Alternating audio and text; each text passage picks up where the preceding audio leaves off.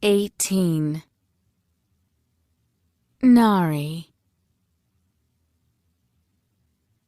Nahri woke with the sun. The dawn call to prayer whispered in her ear, drifting from the mouths of a dozen different muezzins high atop Daevabad's minarets. Oddly enough, the call never woke her in Cairo, but here the cadence, so close but not quite the same, did every day. She stirred in her sleep, momentarily confused by the feel of the silken sheets, and then opened her eyes. It usually took a few minutes for her to remember where she was, to recognize that the luxurious apartment surrounding her was not a dream, and that the big bed, crowded with soft brocaded cushions and held off the richly carpeted floor with bowed mahogany legs, was hers alone. It was no different this morning. Nahri studied the enormous bedchamber, taking in the beautifully woven rugs and delicately painted silk wall coverings. A massive landscape of the Devasthana countryside, painted by Rustam, her uncle, she reminded herself. The idea of having relatives still surreal. Dominated one wall, and a carved wooden door led to her own private bath. Another door opened onto a chamber for her wardrobe. For a girl who'd spent years sleeping on the streets of Cairo, a girl who once counted herself fortunate to have 2 plain abayas in decent shape, the contents of that small room were like things out of a dream that would have ended with her selling them all and raking in the profits, but a dream nonetheless.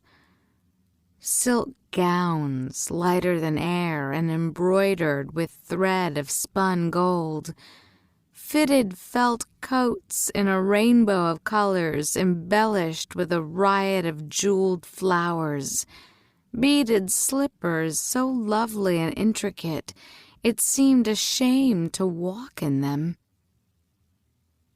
There were more practical clothes as well, including a dozen sets of the calf-length tunics and richly embroidered fitted pants Nasreen said Deva women typically wore. An equal number of chadors, the floor-length cloak also endemic to the women of their tribe, hung from glass globes with far more grace than they usually hung from Nahri's head. She'd yet to get used to the ornate gold headpieces that held the chador in place, and had a tendency to step on the hem and send the whole ensemble crashing to the ground.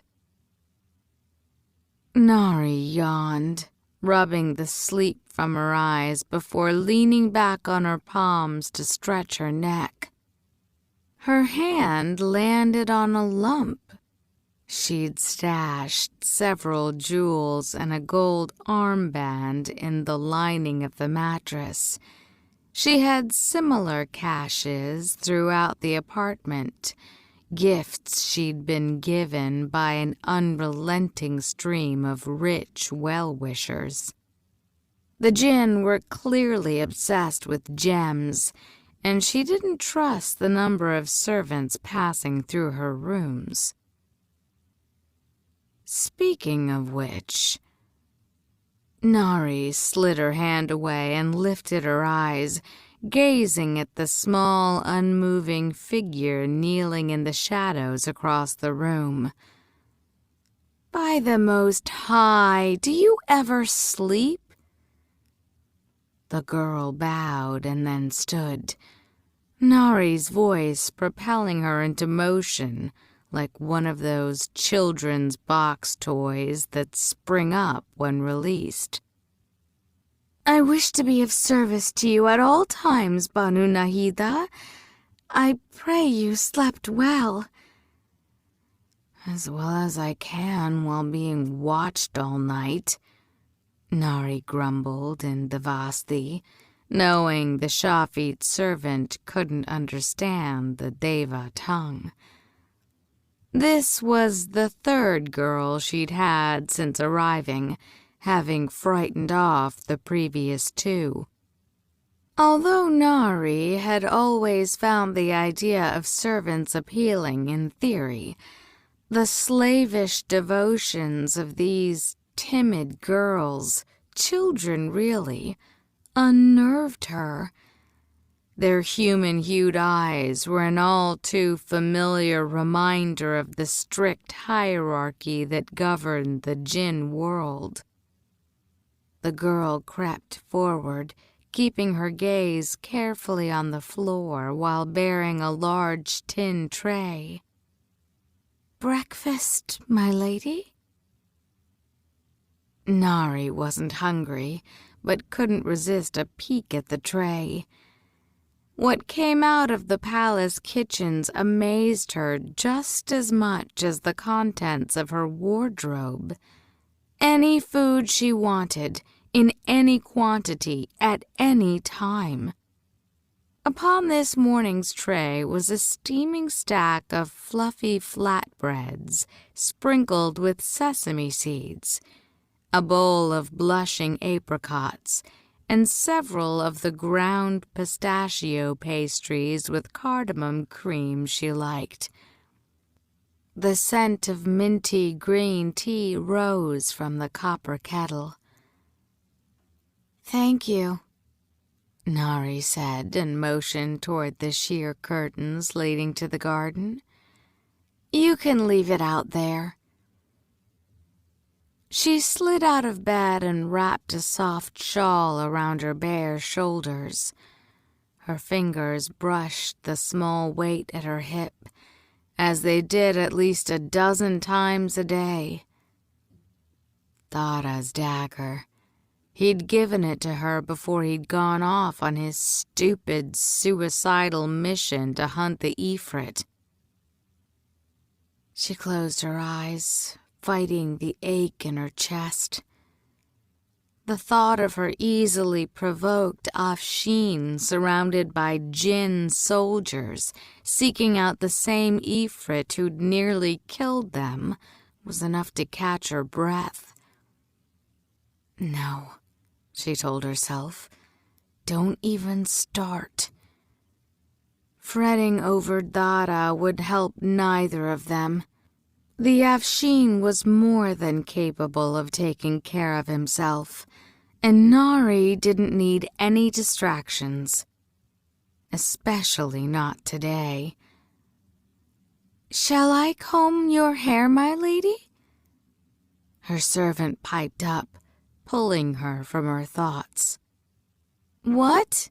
No, it's fine like this," Nahri said distractedly, as she brushed her messy curls off her shoulders and crossed the room for a glass of water. The girl raced her to the jug. "Your robes, then?" she asked as she poured a glass. "I've had the ceremonial Nahid garments cleaned and pressed." "No," Nahri cut in, more sharply than she'd intended. The girl shrank back as if she'd been slapped, and Nahri winced at the fear in her face. She hadn't meant to scare her. "I'm sorry. Look." Nahri racked her mind for the girl's name, but she had been so bombarded by new information each day, it eluded her. "Could I have a few minutes to myself?" The girl blinked like a frightened kitten. "No, I mean, I cannot leave, Banu Nahida." she pleaded in a tiny whisper. "I am to be available." "I can take care of Banu Nahri this morning, Dunur." A calm, measured voice spoke up from the garden. The Shafit girl bowed and was gone, fleeing before the speaker parted the curtains. Nahri raised her eyes to the ceiling. "You'd think I ran around lighting people on fire and poisoning their tea," she complained. "I don't understand why people here are so afraid of me." Nasreen entered the chamber without a sound. The older woman moved like a ghost. "Your mother enjoyed a rather fearsome reputation." "Yes, but she was a true Nahid," Nahri countered. "Not some lost Shafit who can't conjure up a flame." She joined Nasreen on the pavilion overlooking the gardens. The white marble flushed pink in the rosy dawn light, and a pair of tiny birds twittered and splashed in the fountain. "It's only been a couple of weeks, Nahri. Give yourself time." Nasreen gave her a sardonic smile.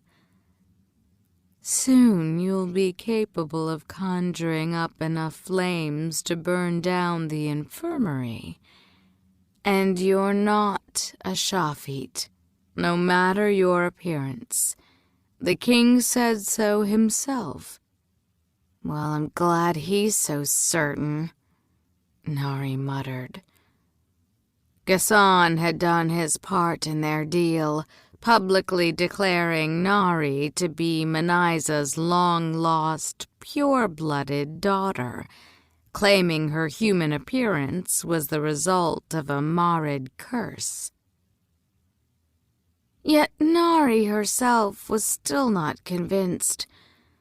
With every passing day in Daevabad, she became more attuned to the differences between purebloods and Shafit. The air grew warm around the elegant purebloods. They breathed deeper. Their hearts beat more slowly, and their luminous skin gave off a smoky odor that stung her nose.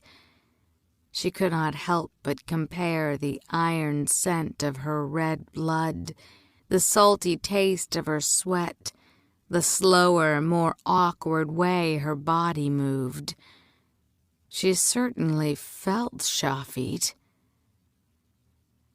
"You should eat something," Nasreen said lightly. "You have an important day ahead of you." Nahri picked up a pastry and turned it over in her hands before putting it back down, feeling nauseated. Important was an understatement. Today was the first day Nahri was going to treat a patient. "I'm sure I can just as easily kill someone on an empty stomach." Nasreen gave her a look. Her mother's former aide was 150 years old, a number she offered with the air of someone discussing the weather. But her sharp black eyes seemed ageless. "You're not going to kill anyone," Nasreen said evenly. She said everything with such confidence. Nasreen struck Nahri as one of the most steadily capable people she'd ever met, a woman who'd not only easily thwarted Zainab's attempt to embarrass Nahri, but had also handled over a century's worth of God only knew what sort of magical maladies. "It's a simple procedure," she added. "Extracting a fire salamander from someone's body is simple?" Nahri shuddered. I still don't understand why you chose this as my first assignment. I don't see why I even have a first assignment. Physicians train for years in the human world, and I'm expected to just go out and start cutting magical reptiles out of people after listening to you lecture for a few. We do things differently here, Nasreen interrupted. She pushed a cup of hot tea in Nahri's hands and motioned her back inside the room. Take some tea and sit, she added, pointing to a chair. You cannot see the public looking like that. Nahri obeyed, and Nasreen retrieved a comb from a nearby chest and started on Nahri's hair, raking it down her scalp to separate the braids. Nahri closed her eyes, enjoying the feel of the comb's sharp teeth and the expert tugging of Nasreen's fingers. I wonder if my mother ever braided my hair. The tiny thought bubbled up. A crack in the armor Nahri had settled over that part of herself. It was a foolish notion. From the sound of things, Nahri had no sooner been born than her mother had been killed. Manaiza never had the chance to braid Nahri's hair, nor witness her first steps. She hadn't lived long enough to teach her daughter Nahid magic, nor listen to her complain about arrogant, handsome men eager to rush after danger. Nahri's throat tightened. In many ways, it had been easier to assume her parents neglectful bastards who'd abandoned her. She might not remember her mother, but the thought of the woman who birthed her being viciously murdered was not something easily ignored. Nor was the fact that her unknown father might still be in Daevabad. Nahri could only imagine the gossip swirling about that, but Nasreen had warned her that her father was a subject best avoided. The king was apparently not pleased to have learned of Manaiza's indiscretion. Nasreen finished her fourth braid, weaving a sprig of sweet basil into the ends. "What's that for?" Nahri asked, eager for a distraction from her dark thoughts. "Luck." Nasreen smiled, looking slightly self-conscious. "It's something my people used to do for girls back home." "Back home?" Nasreen nodded. "I'm from Anshanur originally, a village on the southern coast of Devasthana. My parents were priests. Our ancestors ran the temple there for centuries." "Really?" Nahri sat up, intrigued. After Dara, it was strange to be around someone who spoke so openly about their background. "So what brought you to Daevabad?" The older woman seemed to hesitate, her fingers trembling upon Nahri's braid. "The Nahids, actually," she said softly. When Nahri frowned in confusion, Nasreen explained. "My parents were killed by jinn raiders when I was young. I was badly injured, so the survivors brought me to Daevabad. Your mother healed me, and then she and her brother took me in." Nahri was horrified. "I'm sorry," she blurted out. "I had no idea." Nasreen shrugged, though Nahri spotted a flicker of grief in her dark eyes. It's all right. It's not uncommon. People bring offerings to their temples, their wealthy targets. She stood. And I had a good life with the Nahids. I found a lot of satisfaction working in the infirmary. Though on the topic of our faith, Nasreen crossed the room, heading for the neglected fire altar across the room. I see you've let your altar go out again. Nahri winced. It's been a few days since I refilled the oil. Nahri, we've discussed this. I know, I'm sorry. Upon her arrival, the Devas had gifted Nahri with Manaiza's personal fire altar, a guilt-inducing piece of metal and water, restored and polished to perfection. The altar was about half her height, a silver basin filled with water kept at a constant simmer by the tiny glass oil lamps bobbing upon its surface. A pile of cedar sticks smoldered on the small cupola that rose from the basin's center. Nasreen refilled the lamps from a silver pitcher nearby and plucked a cedar stick from the consecrated tools meant to maintain the altar. She used it to relight the flames and then beckoned Nahri closer. You should try to take better care of this, Nasreen admonished, though her voice stayed gentle. Our faith is an important part of our culture. You're worried about treating a patient? Then why not touch the same tools your grandparents once did? Kneel and pray as your mother would have before attempting a new procedure. She motioned for Nahri to bow her head. Take strength from the one connection to your family you still have. Nahri sighed, but allowed Nasreen to mark her forehead with ash. She probably could use all the luck she could get today.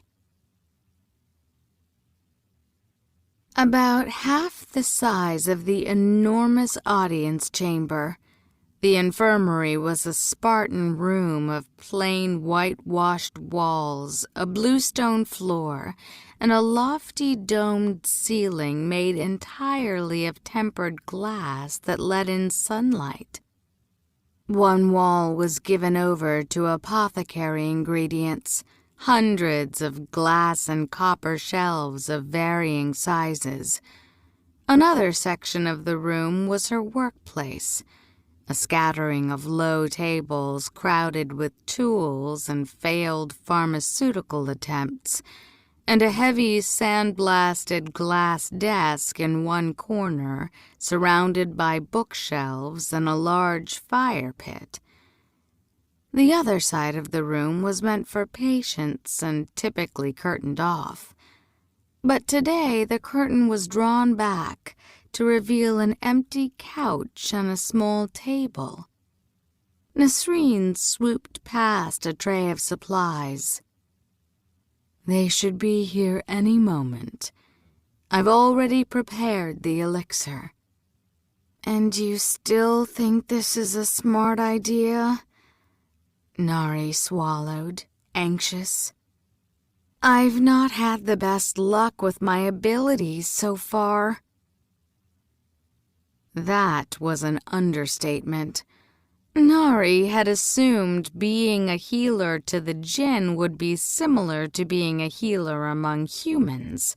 Her time spent correcting broken bones, birthing babies, and stitching up wounds. As it turned out, The jinn didn't need much help with those sorts of ailments, purebloods anyway. Instead, they needed a Nahid when it got complicated. And what was complicated?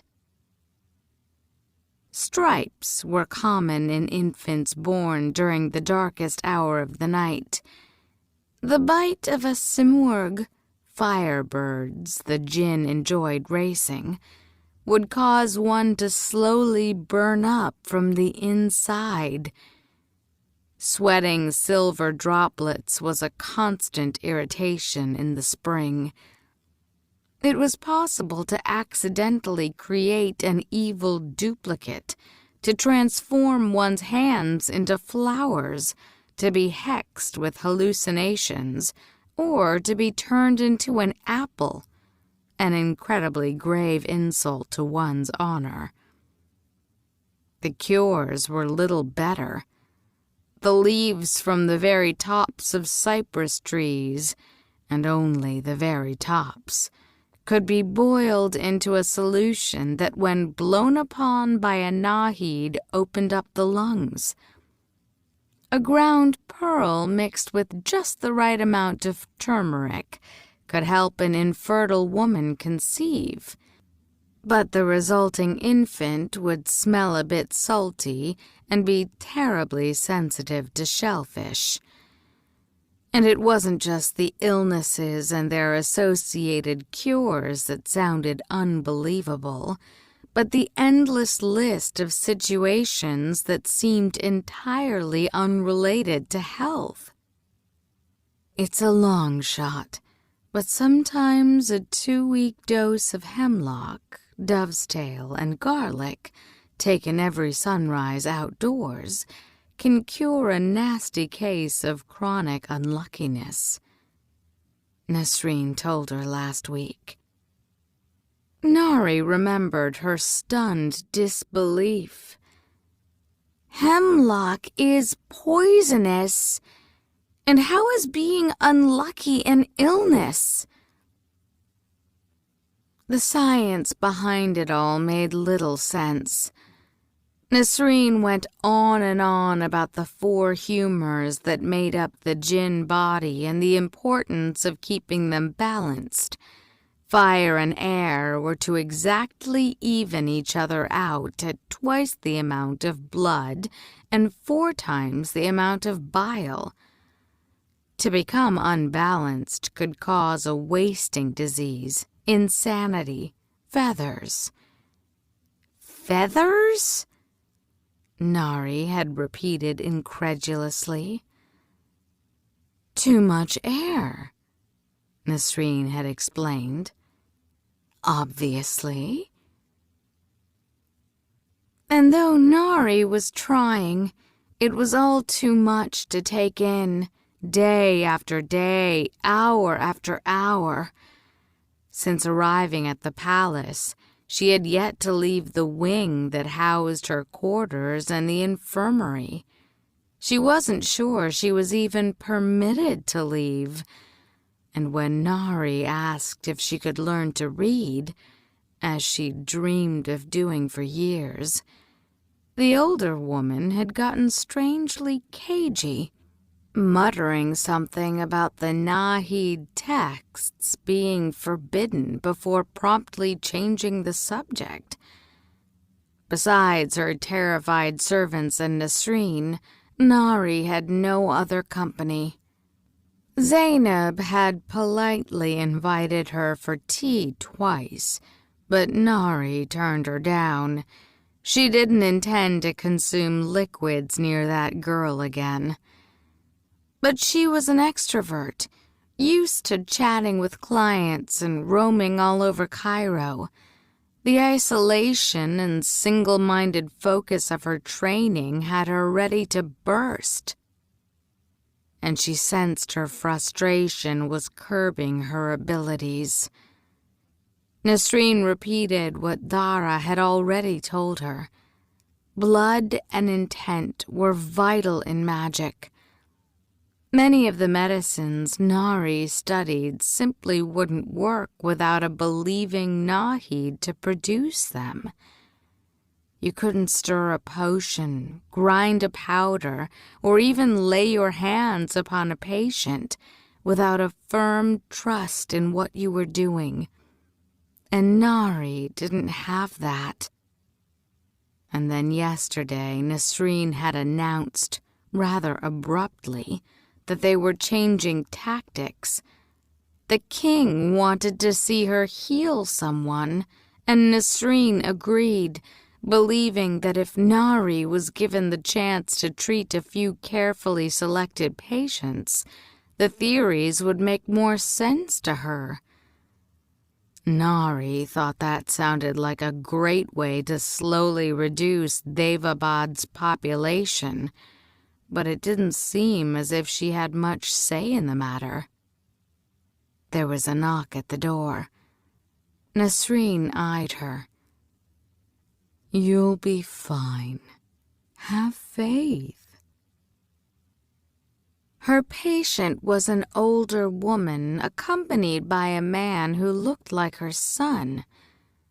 When Nasreen greeted them in Devasti, Nahri sighed with relief, hoping her own people would be more sympathetic to her inexperience. Nasreen led the woman to the bed and helped her remove a long midnight-colored chador. Underneath, the woman's steel-gray hair was arranged in an elaborately braided nest. Gold embroidery winked from her dark crimson gown, and large clusters of rubies hung from each ear. She pursed her painted lips and gave Nasreen a distinctly unimpressed look, while her son, dressed in similar finery, hovered nervously over her. Nahri took a deep breath and then walked over, pressing her palms together like she'd seen others of her tribe do. "Peace be upon you." The man pressed his own hands together and fell into a low bow. "It is the greatest honor, Banu Nahida," he said in a hushed voice. "May the fires burn brightly for you. I pray the Creator blesses you with the longest of lives and the merriest of children and—" "Oh, calm yourself, Firuz," the old woman interrupted. She considered Nahri with skeptical black eyes. "You're Banu Manaiza's daughter?" She sniffed. "Awfully human-looking." "Madar," Firuz hissed, clearly embarrassed. "Be polite. I told you about the curse, remember?" He's the gullible one, Nahri decided, and then she cringed, a little ashamed to have thought it. These people were patients, not marks. The woman must have picked up on Nahri's attitude. Her eyes glittered like a crow's. "So you can fix me?" Nahri plucked a wicked-looking silver scalpel off the tray and twirled it in her fingers. "Inshallah." "She certainly can." Nasreen slid smoothly between them. "It's a simple task." She pulled Nahri off to where she'd already prepared the elixir. "Watch your tone," she warned. "And don't speak that Gizaria-sounding human tongue in here. Her family is a powerful one." "Ah, then by all means, let's experiment on her." "It's a simple procedure," Nasreen assured for the 100th time. "We've gone over this. Have her drink the elixir. Look for the salamander and extract it. You are the Banu Nahida. It should be as obvious to you as a black spot on the eye. Simple. Nahri's hands were trembling, but she sighed and took the elixir from Nasreen. The silver cup warmed in her hands, and the amber liquid started to steam. She crossed back to the old woman and handed it to her, watching as she took a sip. Her patient made a face. "This is really quite awful. Do you have anything to cut the bitterness? A sweet, perhaps?" Nahri raised her eyebrows. "Was the salamander coated in honey when you swallowed it?" The woman looked insulted. "I did not swallow it. I was hexed. Probably by my neighbor, Rika. You know the one, Firuz? Rika with her pathetic rose bushes and that loud daughter with the Sahrain husband." She scowled. "Their whole family should have been tossed out of the Deva quarter when she married that turban-wearing pirate." "I can't imagine why she would want to hex you," Nahri said lightly. "Intention," Nasreen whispered as she came around with a tray of instruments. Nahri rolled her eyes. "Lie back," she told the woman. Nasreen handed her a silver bulb that tapered into a glistening sharp point. "Remember, just a light touch with this. It will immediately paralyze the salamander so you can extract it." "That's assuming I can even—" "Whoa!" Nahri gasped as a lump the size of her fist suddenly rose up under the woman's left forearm, ballooning out her thin skin until it looked ready to burst. It wiggled and then raced up the woman's arm to vanish under her shoulder. "Did you see it?" Nasreen asked. "Didn't any of you?" Nahri asked in shock. The old woman gave her a disgruntled look. Nasreen smiled. "I told you that you could do it." She touched Nahri's shoulder. "Take a deep breath and keep the needle ready. You should spot it again any—" "There!" Nahri saw the salamander again near the woman's abdomen. Quickly she plunged the needle into the woman's stomach, but the bulge seemed to melt away. "Ay!" the old lady cried as a drop of black blood blossomed against her gown. "That hurt!" "Then stay still!" The woman whimpered as she clutched one of her son's hands. "Don't yell at me!" The bump re-emerged near the old woman's collar, and Nahri attempted to jab it again, drawing more blood and provoking another shriek. The salamander squirmed away. She could see a clear outline of its body now, and raced around the woman's neck. "Eep!" the woman shrieked, as Nahri finally just grabbed for the creature, her fingers closing on the woman's throat. "Eep! You're killing me! You're killing me!" "I'm not!" "Be quiet!" Nahri shouted, trying to focus on holding the salamander in place while raising the needle. She had no sooner uttered the words than the creature beneath her hand tripled in size, its tail wrapping around the woman's throat. The old woman's face instantly darkened, and her eyes turned red. She gasped and clawed at her throat as she struggled to breathe. "No!" Nahri desperately tried to will the parasite smaller, but nothing happened. "Medar!" the man cried. "Medar!" Nasreen dashed across the room and yanked free a small glass bottle from one of the drawers. "Move," she said quickly. She edged Nahri aside and tipped the woman's head back, prying open her jaws and pouring the contents of the bottle down her throat. The bulge vanished, and the woman started coughing. Her son pounded her back. Nasreen held up the bottle. "Liquefied charcoal," she said calmly. "Shrinks most internal parasites." She nodded at the old woman.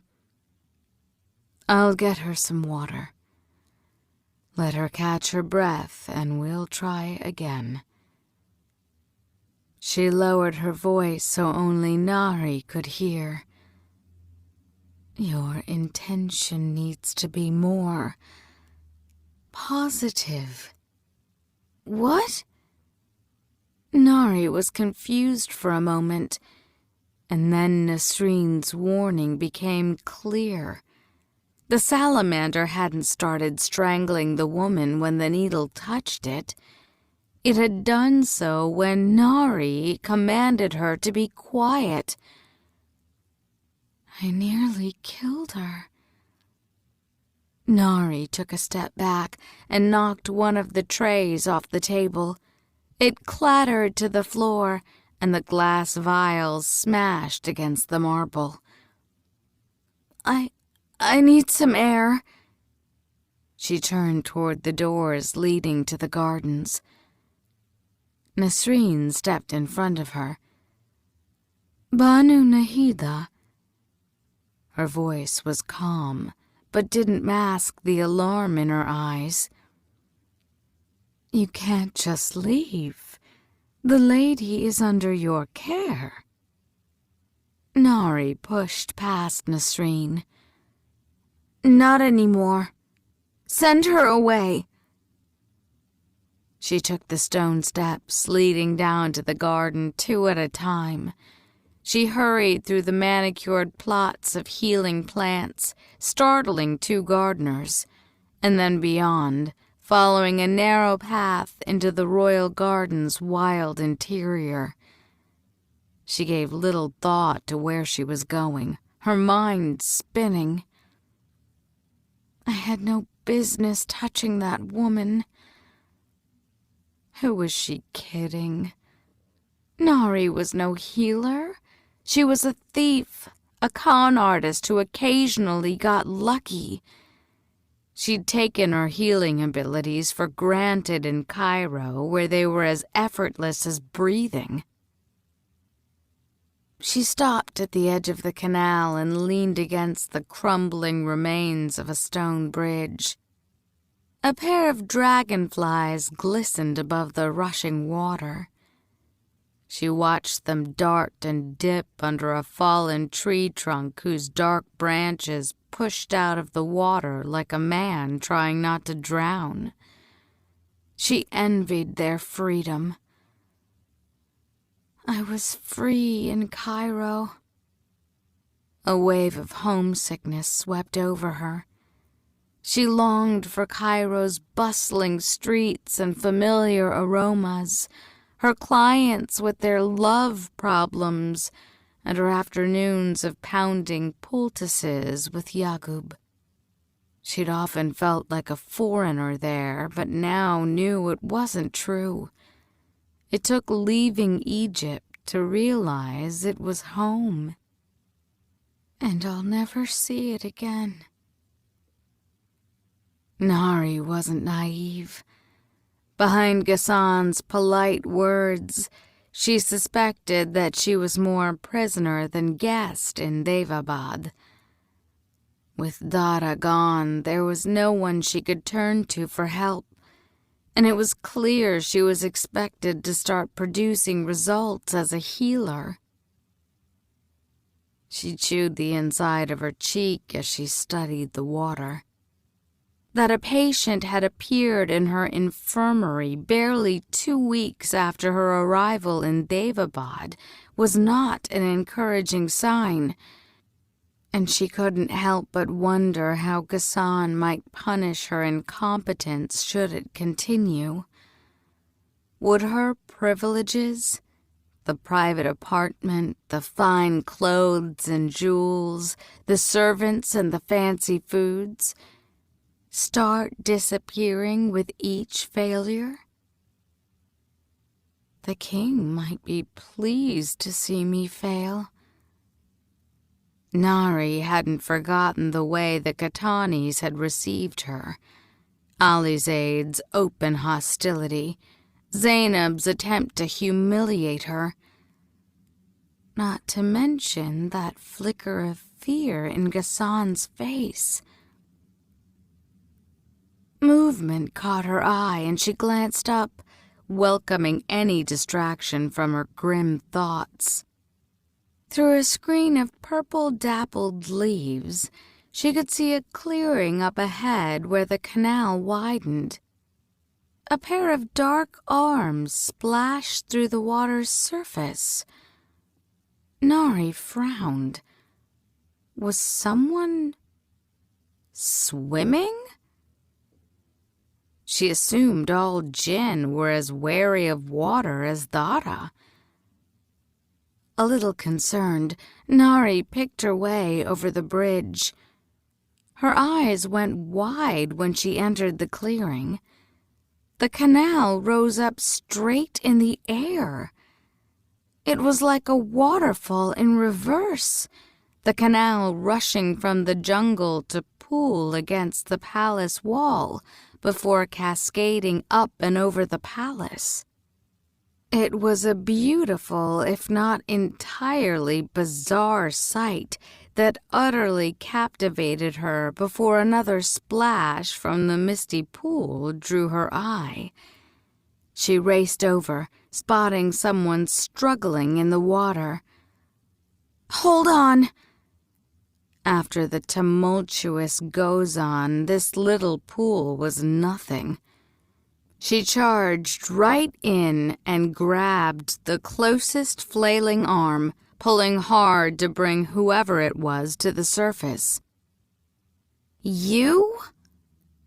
Nahri made a disgusted sound as she recognized a very bewildered Alizade al-Khatani. She immediately let go of his arm, and the prince fell back with a splash, the water briefly closing over his head again before he straightened up, coughing and spitting water. He wiped his eyes and squinted, as if not quite believing who he saw. "Banu Nahri? What are you doing here?" "I thought you were drowning." He drew up, every bit the arrogant royal, even when wet and confused. "I was not drowning," he huffed. "I was swimming." "Swimming?" she asked, incredulous. "What kind of jinns swim?" A flicker of embarrassment crossed his face. "It's an Ayanle custom," he mumbled, snatching a neatly folded shawl from the canal's tiled edge. "Do you mind?" Nahri rolled her eyes but turned around. On a sunny patch of grass ahead, a woven rug was laid out, crowded with books, a sheaf of notes, and a charcoal pencil. She'd no sooner heard him splash out than he marched past her toward the rug. The shawl was wrapped around his upper body with the same fastidiousness Nahri had seen shy new brides cover their hair. Water dripped from his soaked waist wrap. Ali's aide retrieved a skull cap from the rug and pulled it over his wet head. "What are you doing here?" he demanded over his shoulder. "Did my father send you?" "Why would the king send me to you?" But Nahri didn't ask. She had little desire to continue talking to the obnoxious Khatani prince. "It doesn't matter. I'm leaving." She trailed off as her eyes alighted on one of the open books on the rug. An illustration covered half the page. A stylized Shedu wing crossed with a scythe-ended arrow. An Afshin mark. Nahri immediately went for the book. Ali's aide got there first. He snatched it up, but she seized another, twisting away when he tried to grab it. "Give that back!" She ducked under his arm and quickly flipped through the book, searching for any more illustrations. She came upon a series of figures drawn on one of the pages. A half-dozen jinn, their arms exposed to show black tattoos spiraling up their wrists, and on some spreading across their bare shoulders. Tiny lines like rungs in an unsupported ladder. Like Dada's. Nahri had not given his tattoos much thought, assuming they had to do with his lineage. But as she stared at the illustration, a finger of cold traced her spine. The figures appeared to be from various tribes, and all had expressions of pure anguish drawn on their faces. One woman had her eyes lifted to some invisible sky, her arms outstretched, and her mouth open in a wordless scream. Ali's aide grabbed the book back, taking advantage of her distraction. "Interesting subject you're studying," she said, her voice biting. "What is that? Those figures? That mark on their arms?" "You don't know?" When she shook her head, a dark look crossed his face, but he offered no further explanation. He tucked the books under his arm. "It doesn't matter. Come on. I'll take you back to the infirmary." Nahri didn't move. "What are the marks?" she asked again. Ali's aide paused, his gray eyes seemingly sizing her up. "It's a record," he finally said. "Part of the Ifrit curse." "A record of what?" Thada would have lied. Nasreen would have deflected and changed the subject. But Ali's aide just pressed his mouth in a thin line and answered. "Lives." "What lives?"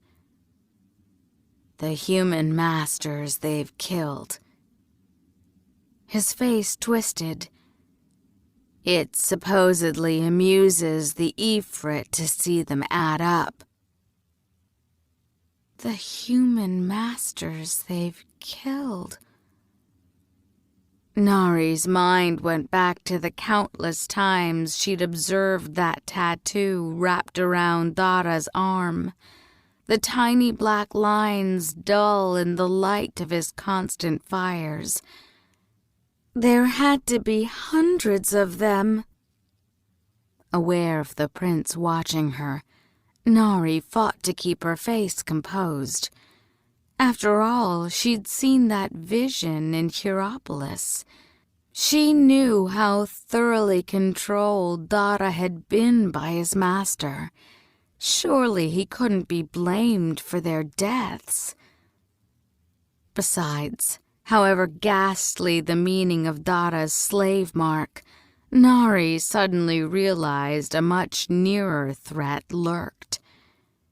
She glanced again at the books in Alizade's hand, and a surge of protectiveness flooded through her, accompanied by a prickle of fear. "You're studying him." The prince didn't even bother lying. "It's an interesting tale the two of you have concocted." Her heart dropped. "Nahri, the pieces don't fit." Dara's hurried words came back to her, the mystery about their origins that had led him to lie to the king and race after the Ifrit. He'd suggested the Katanis might not even realize something wasn't right, but it was clear that at least one of them had some suspicions. Nahri cleared her throat. "I see," she finally managed, not entirely masking the alarm in her voice. Alizade dropped his gaze. "You should go," he said. "Your minders are likely getting worried." Her minders? "I remember the way," Nahri retorted, turning back toward the garden's wild interior. "Wait!" Alizade stepped between her and the trees. There was a hint of panic in his voice. "Please. I'm sorry," he rushed on. "I shouldn't have said that." He shifted on his feet. "It was rude. And it's hardly the first time I've been rude to you." She narrowed her eyes. "I'm getting accustomed to it." A wry expression crossed his face, nearly a smile. "I would beg that you not." He touched his heart. "Please. I'll take you back through the palace." He nodded to the wet leaves sticking to her chador. "You needn't go traipsing back through the jungle because I have no manners." Nahri considered the offer. It seemed sincere enough, and there was the slight chance she could accidentally knock his books into one of the fiery braziers of which the djinn seemed so fond. "Fine." He nodded in the direction of the wall. "This way. Let me just change." She followed him across the clearing to a stone pavilion fronting the wall, and then through an open balustrade into a plain room about half the size of her bedroom. One wall was taken up by bookshelves, the rest of the room sparsely decorated with a prayer niche, a single rug, and a large ceramic tile inscribed with what looked like Arabic religious verses. The prince went straight to the main door, an enormous antique of carved teak. He stuck his head out and made a beckoning motion. In seconds, a member of the royal guard appeared, silently installing himself at the open door. Nahri gave the prince an incredulous look. "Are you afraid of me?" He bristled. "No. But it is said that when a man and woman are alone in a closed room, their third companion is the devil." She raised an eyebrow, struggling to contain her mirth. "Well then, I suppose we should take precaution." She eyed the water dripping from his waist wrap. "Didn't you need to—" Ali followed her gaze, made a small, embarrassed noise, and then promptly vanished through a curtained archway, the book still in hand. What an odd person. The room was extraordinarily plain for a prince, nothing like her lavish apartment. A thin sleeping pallet had been neatly folded and placed upon a single wooden chest. A low floor desk looked out upon the garden, its surface covered with papers and scrolls, all set at disturbingly perfect right angles to one another. A stylus rested alongside an immaculate ink pot. "Your quarters don't look very lived in," she commented. "I haven't lived in the palace long," he called from the other room. She drifted toward the bookshelves. "Where are you from originally?" "Here." Nahri jumped at the close sound of his voice. Alizade had returned without making a sound, now dressed in a long gray waist strap and striped linen tunic. "Daevabad, I mean.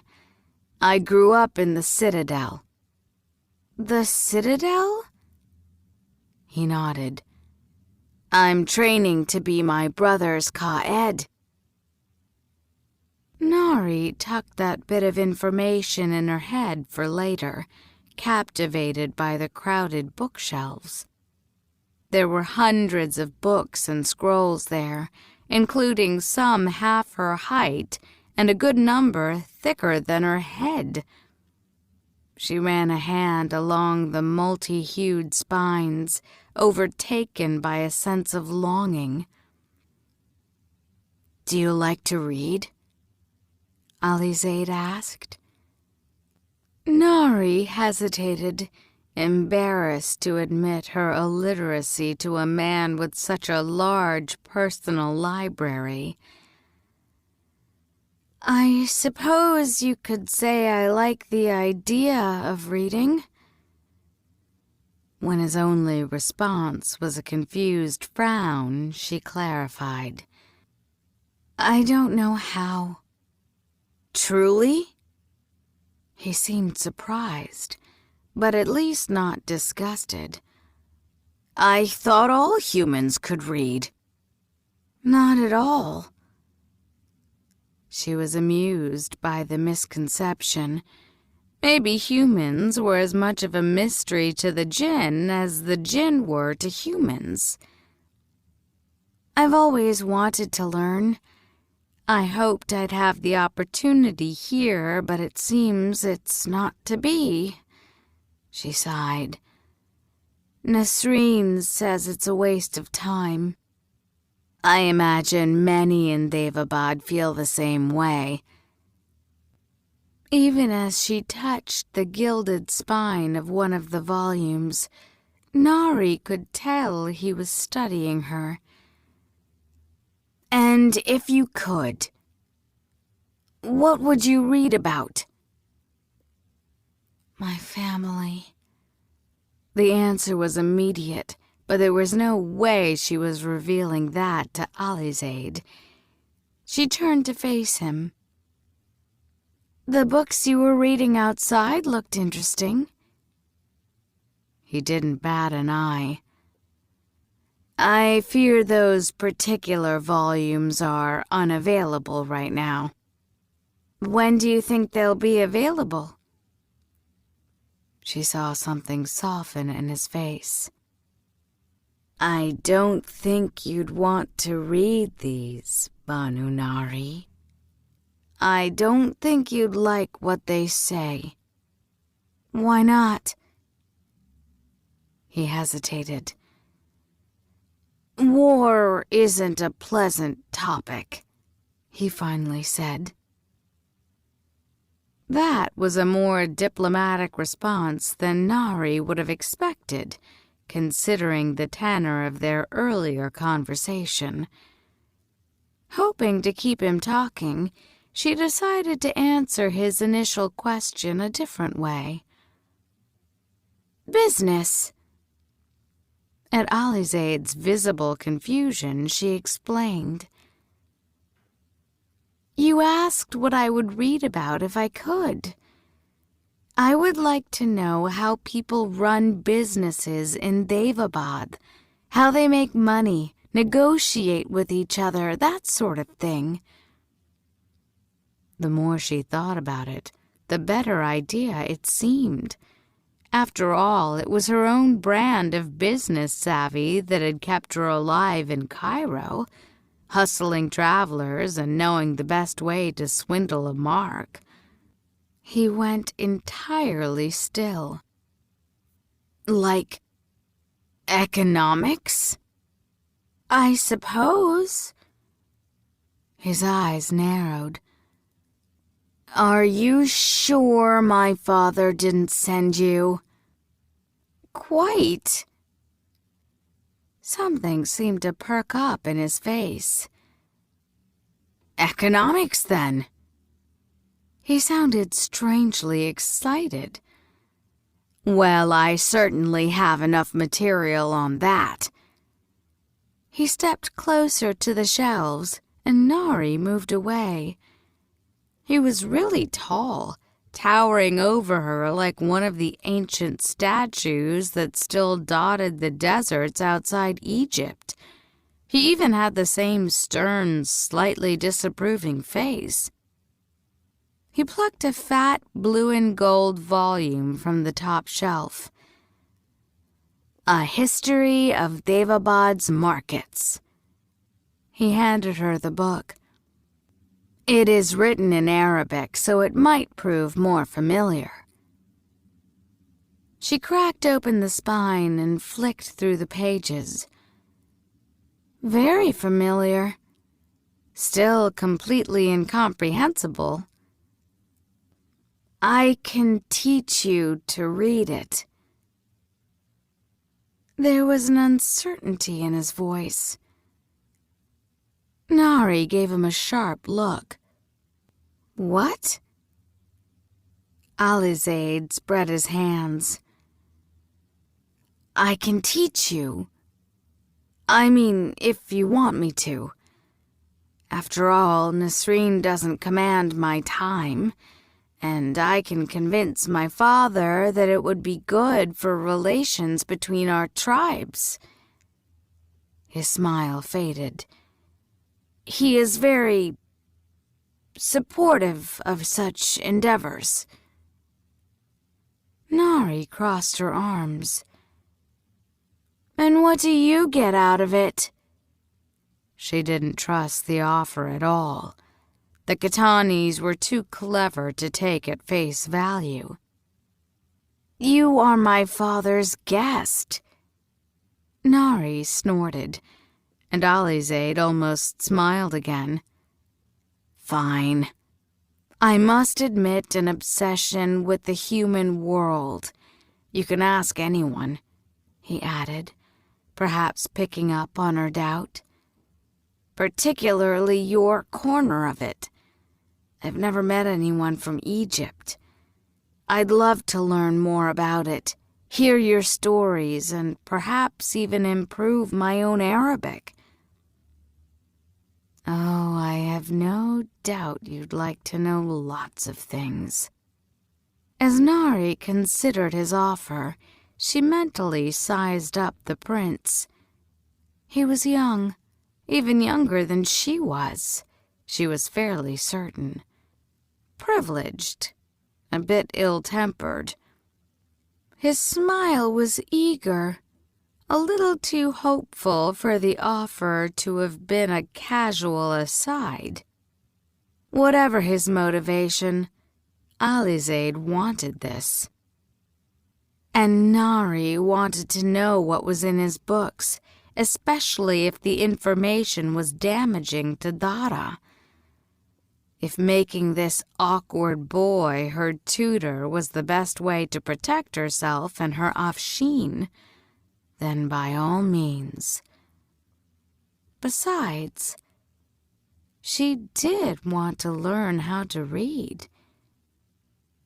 Nahri dropped onto one of the floor cushions. "Why wait then?" she asked in her best Cairene Arabic.